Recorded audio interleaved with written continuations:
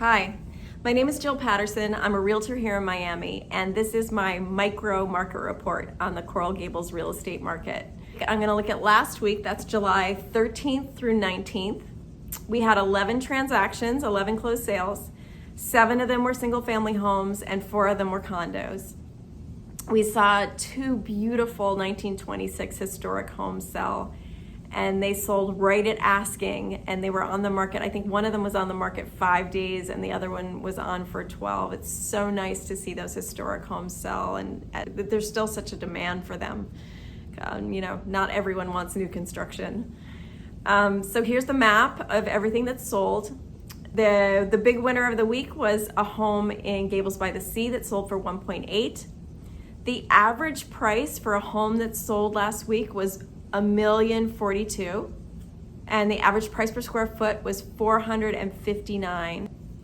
The average day it took to sell your home was 85 days.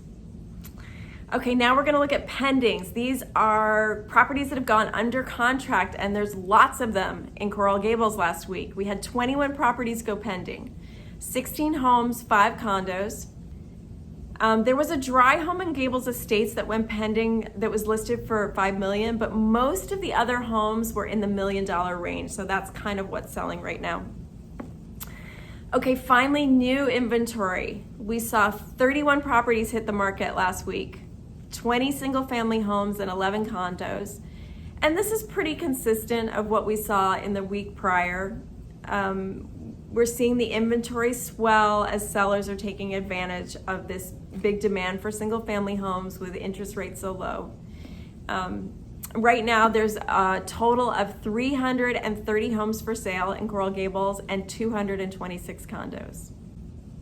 So as I mentioned last week, if you're a resident trying to sell, this could be a really good time to put your home on the market if you can deal with moving in this crazy time.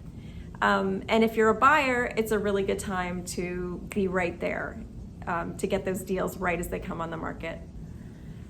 So finally, I just want to say that I loved seeing those historic homes sell so well. Coral Gables has an incredible history, and I wanted to give a quick plug for Arva Park's book, George Merrick, Son of the South Wind. Amazing book. Incredibly well written, well researched. It draws you in like a novel. And of course, George Merrick was the developer of Coral Gables. And we owe so much to him. The fountains, the waterways, the entrances, University of Miami.